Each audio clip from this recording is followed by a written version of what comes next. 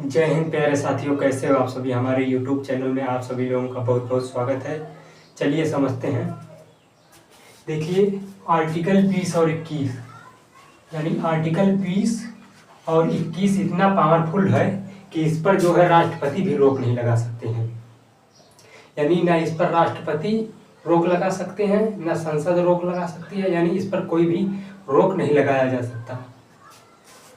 तो चलिए समझते हैं आर्टिकल 20 में क्या है। देखिए, आर्टिकल 20 में है एक अपराध के लिए एक सजा। एक अपराध के लिए एक अपराध की एक सजा।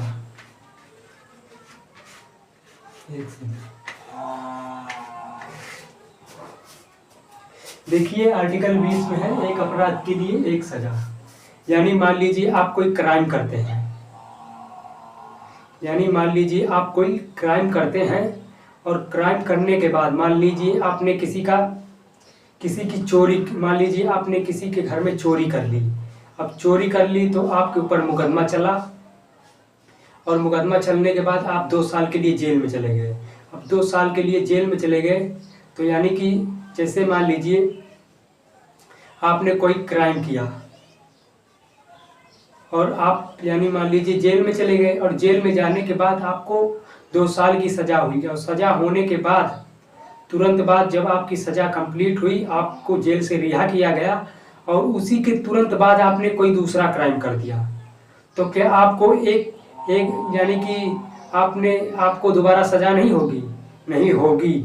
यानी यही कहता है आर्टिकल 20 का पहला कि एक अपराध के लिए एक सज़ा। मान लीजिए आप जेल से रिहा होने के बाद कोई दूसरा क्राइम कर देते हैं तो आपको उसके लिए भी सज़ा दी जाएगी। यानी आर्टिकल 20 कह रहा है एक अपराध के लिए एक सज़ा। मान लीजिए आपने एक अपराध किया और उसकी सज़ा आपको मिली, और सज़ा मिलने के बाद आपने कोई दूसरा क्राइम कर दिया तो आपको दूसरी बार भी उसकी सज़ा मिलेगी। चलिए देखते हैं। देखिए, इसमें है अपराध के समय का कानून। अपराध के समय का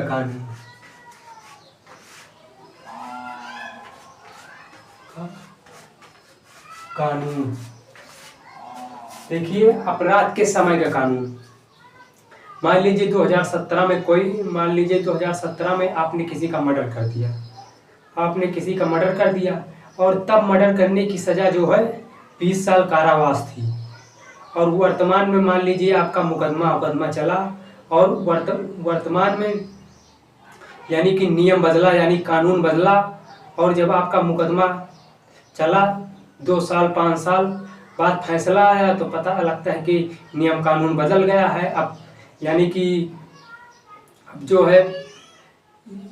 जो है यानी कि मर्डर करने की सज़ा जो है फांसी है, यानी कि फांसी दी जाए, तो आपको सज़ा अपराध के समय के हिसाब से दी जाएगी। यानी जब आपने अपराध किया उस समय कौन सा कानून था, उस समय के हिसाब से आपको सज़ा दी जाएगी, ना कि पहले कौन सा कानून था और वर्तमान में यानी बाद में कौन सा कानून है।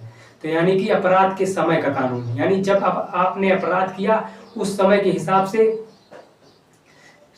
यानी कि आपको सज़ा दी जाएगी। मान लीजिए आपने कोई चोरी की, और चोरी करने के 1 दिन बाद नियम बदल गया, यानी नियम कानून बदल गया, तो क्या होगा? आपने जब चोरी की है उस समय के हिसाब से आपको सज़ा दी जाएगी, ना कि बाद में क्या कानून था और पहले क्या कानून था। देखिए, इसमें है खुद के विरुद्ध गवाही।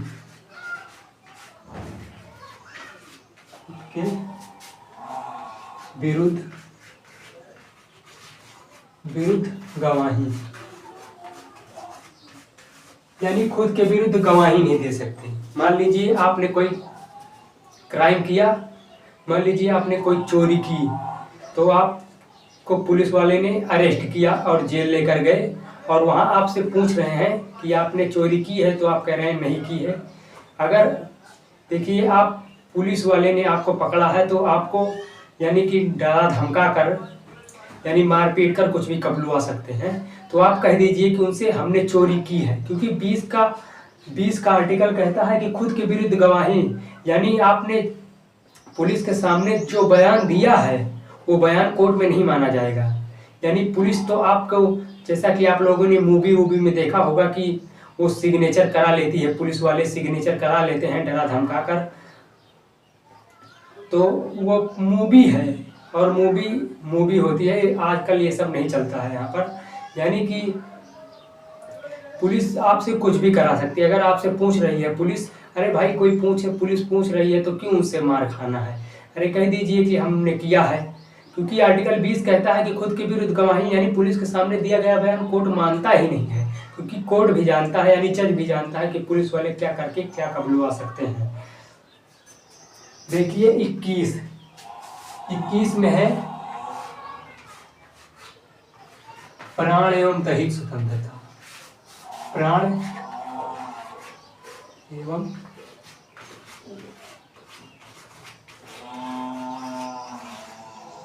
दैहिक स्वतंत्रता।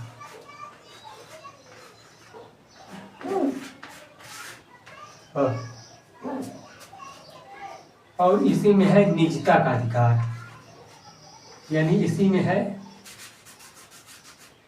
है आपका निजता का अधिकार, यानी निजता यानी प्राइवेसी।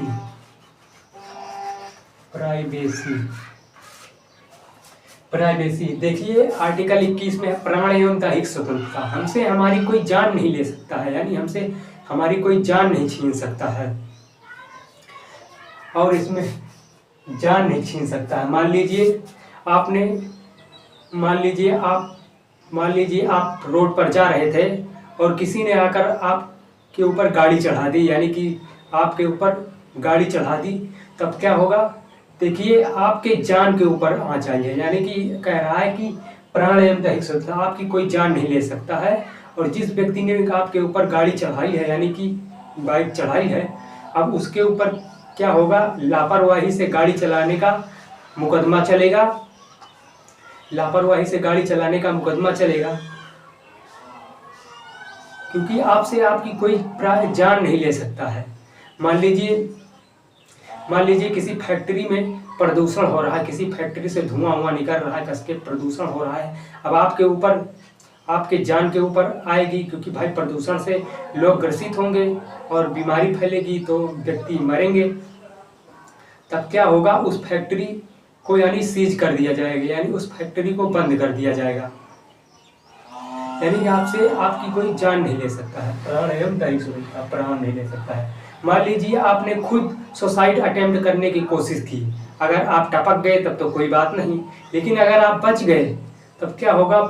पुलिस वाला आपको ले जाकर जेल में बंद कर देगा। क्योंकि आर्टिकल 21 का प्राण एवं दैहिक स्वतंत्रता, आप अपनी खुद जान नहीं ले सकते हैं। अगर आप अपनी जान लेने की कोशिश करेंगे, अगर आप मर गए तब तो कोई बात नहीं, लेकिन अगर बच गए तो 309 CRPC की धारा 309 के तहत आपको पुलिस वाला उठा ले जाएगा। CRPC धारा 309 के तहत पुलिस वाला आपको उठा ले जाएगा। यानी आप अपनी जान खुद नहीं ले सकते हैं। यानी कि दैहिक स्वतंत्रता, यानी आपको इज्जत से जीने का अधिकार है, यानी कि आप इज्जत से अपनी जिंदगी जी सकते हैं।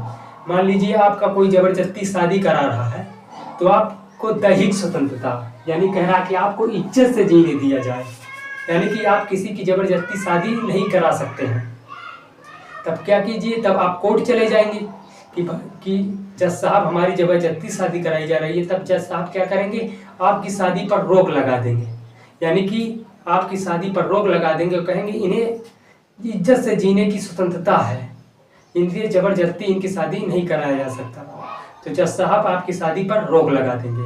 देखिए इसमें है निजता का अधिकार। देखिए हमसे हमारा कोई पासवर्ड नहीं छीन सकता है, यानी पासवर्ड नहीं छीन सकता है, यानी कि हमसे हमारा कोई पासवर्ड नहीं मान सकता है। निजता यानी प्राइवेसी। देखिए अरविंद केजरीवाल का जो फोन था उसे ईडी ने पकड़ लिया, यानी कि ईडी ने ले लिया।